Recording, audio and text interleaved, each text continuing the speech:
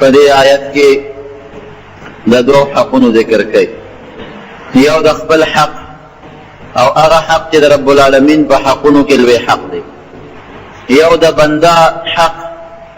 او د بندگانو په حقوقو کې د هغه حق ذکر دی چې په بندگانو په حقوقو کې لوی حق دی. د الله خپل حق خدا دی چې الله تعبدوا الا اياه،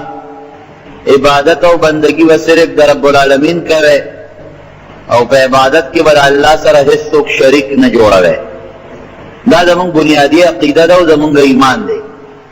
او د هر څه نه مخکې خبره ده که یو سړی په عبادت او په بندګۍ کې د الله سره بل څوک شریک جوړوي نو هغه ته مشرک او کافر ویل کېږي. د اسلام د قلا او د دایرې نه بار دی. نو د الله حقونه په موږ ډېر دي، خو لوی حق دا دی چې موږ به د رب العالمین په عبادت او بندګۍ کې بل څوک نه شریکوو، عبادت به خالص د الله کوو. دې ته توحید عقیده وایي.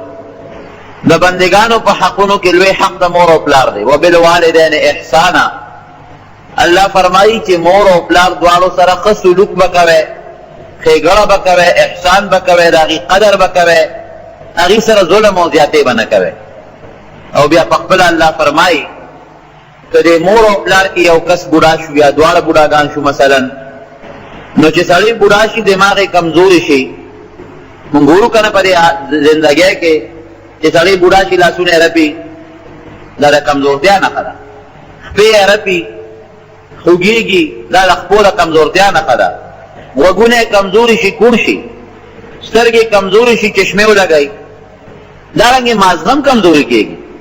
انجلاس کمزوري کېږي، خپې کمزوري کېږي، سترګې، پوزه، غوږونه، ژبه،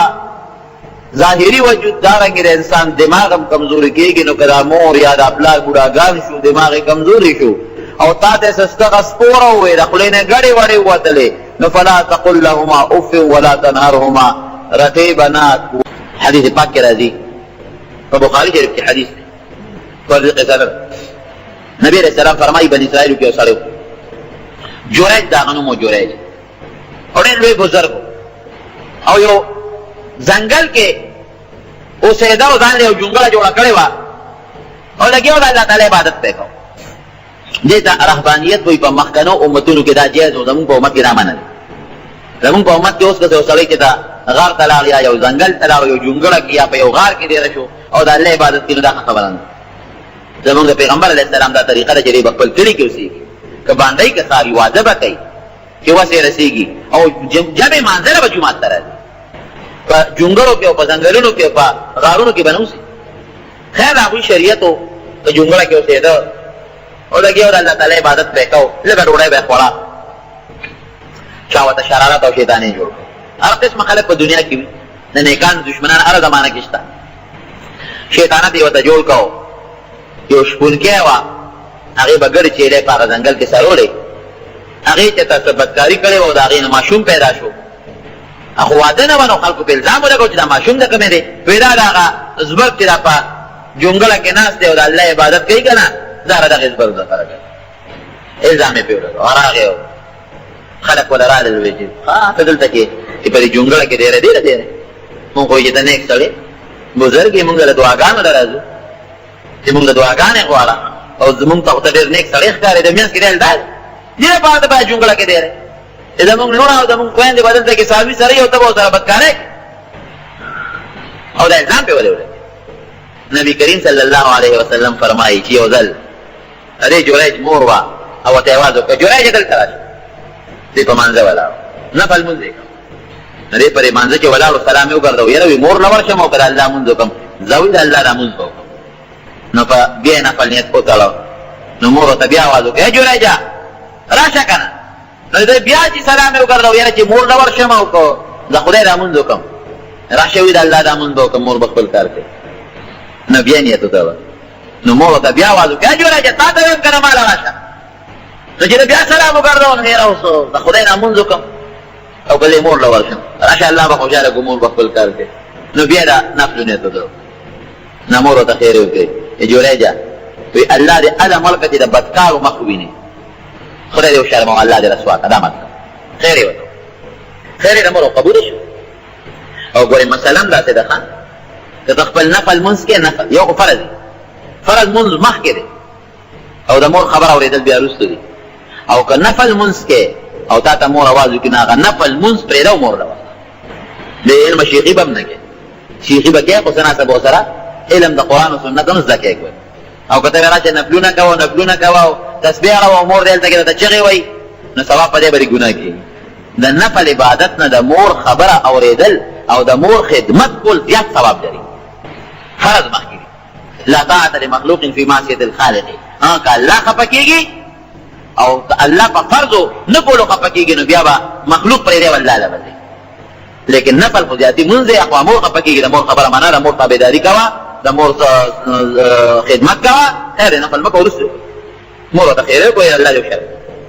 دغه شرم و چې هغې شپونکیانو بچي وشو الزام په ده ولګېد خلک رالله جونګړه وله روانه کړه ویې وه ویې کړه که ښه بېدتي وله وکړه ریا بله په جونګړه کې دی قسمونه قرآنونه خوري چې زه نه یم خبر د خپل عبادت کومه او ما ته هېڅ پته نه لګي نه دا ښه دا شپونکی دروغ هم دلته ساره جونګړې سره خوا کې را ګډه جیله سره یې که دا دروغ غریب ډېره لویه بېعزتي وشوه ووالې شو جونګړه وه روانه شوه اخر دی خلکو راښکوې نور دی هم شرمول هغې ته یې بوځو په ځمکه دی راکاږو سم دی برابر دی ورته وایي زما یو خبره خو به دی وایه وایي بچي نه تپوس وکړې دا بچی بالو ما نه تپوس مه کوه دی ورته پخپله وایي ماشوم بچی به څنګه هغه وایي تاسو ماشوم راوړ نو بزرګ خو ګناه پرې نه وکړ نیک سړی خو د مور خیرې پرې لګېدلی وایي بچی وایه د چا زوی وایي د پلانکي شپونکي نه پیدا یم هغه خپل پلار یې خو هغه بد عمله د پلانکي شپونکي نه پیدا یم بیا خلک رالل جونګړه یې وله دوباره جوړه کړه جامې یې وله نورې پاکې راوړې او معافیت یې وغوښته مونږ غلطي کړې ده مونږ ستا خبره ونه ده مونږ در باندې شروع کړه مونږ معاف کړه وایي نه دا ستاسو غلطي نه وله دا ما خپله غلطي وه دا ما ته خپلې مور خیرې کړې وه هغه خیرې په ما لګېدلې دا حقیقت دی د مور خیرت دومره زر قبلېږي او چې بیا مظلومه موري یا مظلوم پلاري داسې لګي دا خیرت چې دومره زر یو شی هم نه لګي بعضې وخت کې به رب العالمین لږ غوندې انتظار دله درکړي خو خیرې ګورې خامخا لګي د مور د خیرې نه به ځان ساتي او دویم قبلېږي د مور نه دعاګانې غواړه دعا یې قبلېږي که چا مور او پلار سره په دنیا کې ظلم وکړ هغې انسان سره به د هغې بدل په دنیا کې خامخا پوره کېږي مولوي صاحب زموږ الله تعالی وبخي هغه به مونږ ته یو خبره کول یو ځل نه څو ځله او هغه سړي دواړه مړه دي هغه زوی هم مړه دی او هغه پلار هم مړه دی مونږ ته یې ښولی و عمره دي نو د مړو نوم اخېستل د جمدو م اخېستل نه دي په کار د مړو څه ضرورت دی چې وال هغه راته خبره کوله وایي یو ځل زمونږ دلته چې زوړ کور راغې کور خبره یې کوله وایي دا خپل کور نه راووتم نو په لاره کې یو سړی دی هغه په پلار د پاسه انختی دی او ویې پلار یې په ځمکه لاندې پروت دی او زوی پې د پاسه ناست دی او لتې وله ورکوي او ورته وایي یاره خو ارمان دی نو پلار مې ګنې ډېر غټ دی ارمان دی نو پلار مې ګنې ډېر غټ دی او غریب یې په دې ځمکه را سملوړی دی او لتې تې وباسي لتې تې وباسي وایي زه پې راغلم ما ته هغه زوی راوچت کړ ظلم مه کوه ظالمه هغه بوډا سپین ګیري پلار دی په یو لته هم غورځېږي دا ته زونه ظلم کې اخلاص مې کوي او مولوي صاحب دی الله وبخي هغه به قسم خوړوي زما د قسمي چې یو وخت بیا دغسې د کوره راووتم دغه سړی چې د خپل پلار یې را پرځول لدې ورکولې وایي هغه لاندې پروت دی او زوی پې د پاسه ناست دی هم په حقه دی چې په کوم ځای دې مالي دی د ده زوی نه د پاسه پروت دی او لتې ورکوي او مکه الفاظ ورته وایي یاره ارمان دی نو پلار مې ګنې ډېر غټ دی وایي ما دې را زوی چت کړ او مې را پاسه و وایي ما ورته چې یاد دي چې پلان کې نن ته دلته زوی را پرځولې لتې در کوي او کنځل درته کوي هم په دې ځای تا خپل پلار را پرځولو لتې دې ورکولې کنځل دې کول ما د خپل پلار خلاص کړی په دنیا کې الله کوی راوباسي ته پاتې کېږي نه که تا نن پلار وو نن دې مور ووایه نو ته به نه بوډا کېږې دور به در باندې راشي زامن به در باندې بیا لوبې وکړي ته په خپل پلار کې په تا به بیا خپل بچي کوي او د دین مسله هم درته مسله داسې ده چې کوم د مور یا د پلار نه عاق شو کوم بچی مور یې بېعزته کړه پلار یې بېعزته کړه بیا مور یا پلار ونه بخه آخرت سزا خو یې پرېږده په دنیا کې تر 7 پشتو پورې به په دې انسان کې سپېروالی را رواني 7 پشتو پورې او سپېروالی څه دی روزي به مخکې دی به ورپسې وي خدای ته وګوره د دې مور و پلار قدر کوئ دا څه کوئ دا ځکه وایم دا مسله راته ځکه کوم او تقریر مې ځکه شروع کړی دی چې موږ له ډېرې میندې او پلاران راځي او راته وایي چې ته زموږ دې زوی ته نصیحت وکړه څه زمانه مخکې خیر کال جوړ شو تقریبا ما له یو زنانه راغلی وم او ډېره زیاته غریبه ژړلې او دا لاسونه ټول زخمي وو، دا لاسونه ټول ګرېدلي وو، زخمي وو. ما ته ودرېده، ما ته استاد سره ودرېږه، د دې نږدې طرف وه. اوس مړه خدای پاک دې وبخښي، څه موده مخکې مړه شوه. ما دې استاد ته ما ته وګوره چې ما ورته بیا ګنې درادې خوړلی دي، لاسونه یې تړلي دي او دا په بد حال ده چل شوی دی. وایي دا هغه پلانکي ظالم وواله په ځمکې یې راپرځولی وم او دا وینې رانه وبهېږي. لاړم هغه زوی مې ورته راوستې ده، خدای ظالمه دا غریبه خو د بنګړو بار دی. اخر دونه ظلم ولې کې کنځل به یې راته کړي، که څپېړه هم دله درکړي د مور په څپېړه خو ظالمه ته نه بدي نه ښکاري، که مور دوه خبرې راته وکړي نو بدبخته به دې پرې نه ښکاري. داسې کې داسې بوډاګان پلاران راله راغلي دي، یقین وکړه چې بچو پې لاسونه مات کړي، ګوتې وله ماتې کړي، خو خپله بدماشي کې او خپله خرمستي کې خو دا دور در باندې ګورې را روان تا نه به هم بوډا جوړېږي، جامې به دې کلبېږي، ملا به دې ټیټېږي، ته به هم سپینګیري کېږي، ستا بچي به هم رازلمي کېږي چې څه دې پلار سره وکړل په کاغذ ولیکه، که جمدې و ما ته ووایه چې ملا دروغ دې ویلي وو، که مه ومړه چې د قبر خوا کې راته ووایه. دا زه د حقیقت وایم چې څه دې پلار سره وکړل چې معافي دې ترې ونه غوښته او ځان دې پرې ونه بخښه، مکه به درسره کېږي. چې څه دې مور سره وکړل او ته معافي دې ترې ونه غوښته او ویې نه بخښلې او مکه به درسره کېږي کوم چې تا کړي. نن تاسو د علاقې یې که نه تورنزویه ده او مردویه دی معیاري خلک یې یې وګورئ چا چې کړي دي، تاسو نه تپوس کوم هغوی سره واپس همغسې شوي دی او که نه دي شوي، ژوند یې د ذلت تېر شوی دی او اوس یې د ذلت ژوند تېر کېږي. نو مور او پلار سره به ښه سلوک کوې. هغې خو په تا قرآن حکیم کې الله فرمایي اما یبلغن عندک الکبر احدهما او کلاهما فلا تقل لهما اف ولا تنهرهما وقل لهما قولا کریما واخفض لهما جناح الذل من الرحمة وقل رب ارحمهما كما ربياني صغيرا. و الله اصل لوی بادشاہ دی، وی د اوږه ورته ټیټه کړه، د عزت او د کمزورتیا ورته ښکاره کړه او الله نه ورته سوال وکړه قل رب ارحمهما، یا الله زما په دې مور او په دې پلار رحم وکړه، دعا وله وکړه کما ربیاني صغیرا. یو وخت د ماشوم هم دوی به ما رحم کړی، زما تربیت یې کړی، الله ته پرې رحم وکړه. او بیا هم د مور حق د پلار په نسبت ګوره ډېر زیات دی. ماشوم چې دا مور پرې ګېډه ګرځوي، بیا د ولادت او د پیدایش تکلیف دا مونږ او تاسو داسې لوی راغلي یو، دا خو په ډېر لوی محنت ته سره ته خپل بچي سره څونه محنت کې دغه رنګې تا سره هم شوی دی. ماشوم بیا چې کورنۍ کې وتړي، بیا چې متیازې کوي، اوله پاکوي، لوی اودس ماته وله پاکوي، جامې ورته بدلوي، خوشبویي پرې پورې کوي، بیا چې جاړي مور ورسره څونه کړېږي. اکثر د شپې چې ماشوم په ژړا شي نو مور یې مې او پلار یې وي، حق د مور زیات دی، د پلار ګورې کم دی.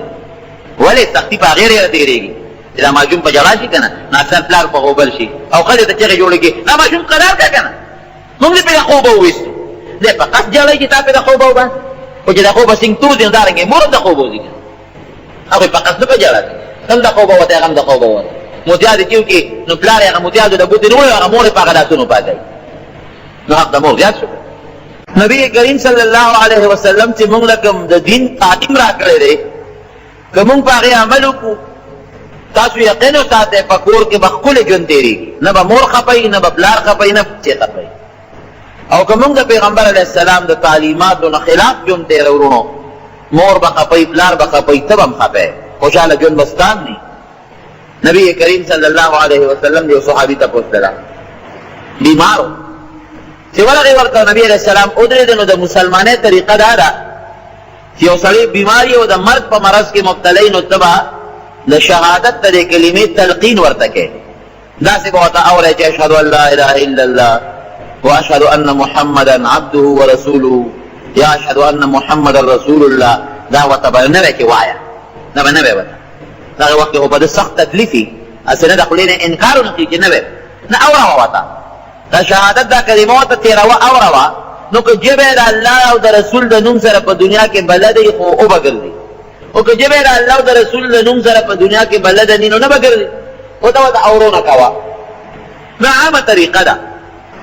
نبی علیہ السلام د دغې طریقې مطابق ورته هغه که د شهادت کلمه لګیا دی اورئ، خو د دې سړي ژبه پرې نه خوځي. بلکل پیغمبر علیه السلام خو پوه شو او پیغمبر و، د معجزې او د کشف خاوند و، وی دې سړي نه څه غلطي شوې ده، څه ګناه دې شوې ده، ځکه چې د نبي علیه السلام د مبارکې خولې نه ورته کلمه پېښ کېږي، د هغې خو ډېر تېز اثر دی او بیا هم هغه ژبه نه خوځوي. نن یو ګناه شوې ده، یو غلطي شوې ده، تاسو د مور راولئ، معلومات دی کوو، مور یې بله راوغوښته او ستا د دې بچي نه څه غلطي شوې ده، ته زیاتې خو یې نه دی کړی. زه ورته شهادت کلمه پیش کوم او دې په جبه نه خوځئ. وایي د الله رسوله نور خو ډېر نیک سړی و، مونځ او دس روجې ډېر عبادت ګزار و، خو یو ګناه ته شوې دی یوه، او هغه دا ده چې زما زړه یې خفه کړی دی او ما ورته خپل حق نه دی بخلی. زه یې دردولی یم، د ښځې به یې خیال ساته، د ښځې به یې قدر کوه او زما به یې بېزتي کوله. د ښځې لپاره یې زه والی یم، زه مې بېزتي کړې ده. حالانکې دا ګوره ډېره لویه ګناه ده. د ښځې خپل حق دی او د مور خپل حق دی. د ښځې خپل حق دی، د بچي خپل حق دی، د پلار خپل حق دی. داسې به قطعا نه کوې چې د ښځې د وجې نه د یو سړی مور وهي ټکی دی، د ښځې د وجې نه د پلار ته کنځل کوي، پلار ته د مور ته د کنځل کوي، د مور او د بچو د سپکاوی کوي. دا ډېر لوی ګناه ده، کبیره ګناه ده چې کومه لویه ګناه ورته وایي. د ښځې خپل حق شته، د ښځې جامه په تا ده، د ښځې کور په تا دی، د ښځې ډوډۍ په تا ده، د ښځې عزت په تا دی. په کور کې د ښځې ښه ژوند تېرول دا هم په تا لازم دي، دا کوشش به ته کوې. لیکن اخوا د مور جامه هم په تا ده، د پلار هم په تا ده، غریبانان دي، مسکینان دي، د کوم ځای نه راوړي. که خپل مال وي بیا ټیک د مور او د پلار خپل مال یې نشته. انت ومالک لابیک، ته او ستا مال نبي علیه السلام فرمایي دا ستا د پلار دي. د پلار خپل مال نشته، د مور خپل مال نشته، تا د ډوډۍ ته محتاج دي. ته ولې ډوډۍ به نه ورکوې؟ سوال به کوې. دغه مور او پلار دي جامې ته محتاج دي، ته نه ورکوې، خیرات به غواړي د خلکو نه. د هغې خپله کوټه نشته، د کور نه به یې چلی پردی کور کې به اوسېږي. دا د مور او پلار به پردي خدمتونه کوي، خلکو سره به اوسېږي. دا خو ستا لپاره شرم او حیا ده، بې حیایي ده. نو د مور بیا که خپل مال وي ټیک ده، پلار خپل مال وي بلکل خپل به کوي. خپل مال نشته نو ستا مال د هغه مال دی، ستا جامه د هغه جامه ده، روړې به وله، هغې له به ډوډۍ ورکوې، کور به ورکوې، سکونت به ورکوې، عزت به ورکوې. د ښځې خپل حق او د مور پلار خپل حق. بعضې خلک پي داسې د ښځې د وجې نه خورې وایي چې زما ډېره لوی هتک او ډېره لویه بېعزتي د کړې ده د ښځې دپاره او زه یې وهلی یم، ما ته یې ډېر سپکې ما نه دی بخښلی. نبی علیہ السلام مبارک ته الله ډېر لوی رحم ورکړی په دې زړه کې وی دی وبخه، زه درته یم چې دی بخه. نو الله رسوله که حکم کوي خو بېله خبره ده، او که سفارش کوي نو نه قبلو، نه سفارش قبلول په چا لازم نه چې خامخا دې قبول. خو یو سړي ته سفارش ورکوي، خوښه د هغه ده که مني او که نه مني. دا الله رسوله زه یې ډېر زیات خفه کړی یم، بس زما زړه نه غواړي چې زه دې وبخه. وی ګوره که ته یې ونه بخې او ستا دا بچې مړ شي نو جهنم ته به ځي، اور کې به سوځېږي. نو ګوره ستا بچې دی، مسلمان دی، زما ملګری دی، وی بخه. وی ډېرې په اور وسوځي خو نه یې بخه. ما زړه سوځولی په دنیا کې، زه د ښځې لپاره والی یم که نه، ما بېعزتي کړې ده، قطعا یې نه بخه. حضور پاک مبارک ډېر زیات عقلمند، ډېر هوښیار شخصیت. وی واشه یې خشاک راوړی، لرګي راوړی، لرګي را جمع کړه، وی اور راوړی چې ورته بل امور راله. د الله رسول به دې څه کوي؟ وی دا خشاک ګرمومه، دا بلومه او ستا دا زوی سوځوم. وی ولې سوځې؟ ګوره مور بیا هم ووایي که نه، ولې سوځې؟ وی چې ته نه بخې، خپل حق ورته نه بخې، او ستا سره زیاتې کړی دی او ته یې نه معاف کوې، او ته نه سوخېږي، نو اوس د اور غرغنډوله روان دی. نو کوم اور نه چې روان دی د الله اور دی، هغې نه هغه ډېر سخت اور دی او سخت عذاب دی، ډېر ګران. کومه سزا مېلاوېږي دنیا کې لږه راته ښې، معمولي غوندې په دې اور سوځومه چې هغه لږ غوندې ووینې. هغه سزا چې وروسته دته مېلاوېږي خو ډېره سخته ده، خو چې ته په دې سترګو لږه ووینې چې دا غرغنډې لږې ووینې، چې تا ته پته ولګي چې دې نه پس زما دا بچي د دې نه خطرناک ورته روان او ستا د وجې نه روان دې نه بخې، دې نه معاف کړې. وی ښه د الله رسوله زما دا بچي په اور سوځېږي. ویو مې بخه، ما ورته خپل حق معاف کوم. ګوره مور دې ته زه اکثر دا خبره کوم، او تاسو هم ټول په دې موقع ناست چې که دروغ ویم راته ووایئ. که یو سړی پلار ډېر هم خفه کړي، ډېر زیات هم، او دې هسې مو چې د پلار په دې غېږ کې دا سر کېږدي او ورته کښېني چې بابا ما معاف کړه، نو ستاسو نه تپوس کوم معاف به یې کړي که به یې نه کړي. پته کې که مور ډېر هم جړولي او ډېر بدره دې مو ورته ویلي او ډېر هم خفه کړي، خو چې دا بچی ورغی او صرف د 1 روپۍ یوه کیله یې وله راوړه، یو کیله په 1 روپۍ چې کومه کېږي خرابه کیله، او په دې دا دغې ته یې وله پوستکې لرې کړه. بېبې زه معافي غواړم، دا مې دله راوړه. هغه کیله به ته هغه مور والي د دې زوی په بچو به یې ګورې وخوري، په خپله به یې هم نه خوري او په اسات به یې معاف کړي. مونږ له ډېر خلک راشي که نه پلار رانه خفه دي را سره رضا کړه، مور رانه خفه ده را سره رضا کړه. مونږ ویله که په خپله نه ډېر خفه دي، نو چې مونږ په ګیزو رازو نه رضا کېږي. زه ورته اکثر یم دا چل دی تر 1000 زرې بوځم، نو چې دې بوزم او د مور دې غېږ ته ور مخامخ که مور ورته په ژړا جوړي د استاد بغلی دی پلار دې خفئ که موږ په جرګې پکې کوو نه یې معاف کوي خو چې دا زوی وله راوستې لکه اسانه قصه در سره کوو مه جرګه راوله مه مولا راوله مه میا راوله مه بل راوله مه بل ته په خپله ورشه او د پلار ته د کټ په لنډه کښېنه په دې خپو ورته لاس کښېده په دې کونډو بابا ما نه غلطي شوې ده ما ایره باره ورسره مه وه دلایل ورسره مه وه چې نه ما دا چل کړی تا دا چل کړی نه بس ما نه غلطي شوې ده ما معاف کړه ته ګوره چې معاف کوي دي که نه معاف کوي چې پوهېږو خوا کې ورسره کښېنو یاره دا دې زوی دی اوس خوښه دې خپله ده او ورته لږ غوندې لاس په دې خپو کښېږدي پلار ورته په ژړا شي بچې ما معاف کړی چې راځه چې صاحب دا رښتیا دی مګر دروغ وایم حقیقت خبره هغه پښتانه وایي د مور زړه په بچي او د بچي زړه په چا په کاڼ دا حقیقت دی ګوره د پښتنو دا بعضې خبرې ګورې د کاڼي کرښه ده ډېره مور او پلار خفه که ورشه کښېنه ورته فساد دی بس او دا خو بوډاګان دي سپین ګیري دي سپین سرې مور ده کمزورې ده ستا خدمت ته محتاجه ده قسم دی چې یو دعا درته کوي دا ستا لپاره لوی غنیمت دی نو چې څنګه ما بچې بخلې چې په اور سوځي او ما معاف کړې نو د بچي په خولې باندې د شهادت کلمه راله اشهد ان لا اله الا الله واشهد ان محمدا عبده ورسوله او په هغه ساعت کې سوقته لاړ وفات شو نبي علیه السلام مبارک خوشحاله شوی الحمدلله چې زه رالم مور دا بچی وبخو دا د مور د بخښنې د وجې نه رب العالمین د جهنم نه بچ په جنت ته لاړ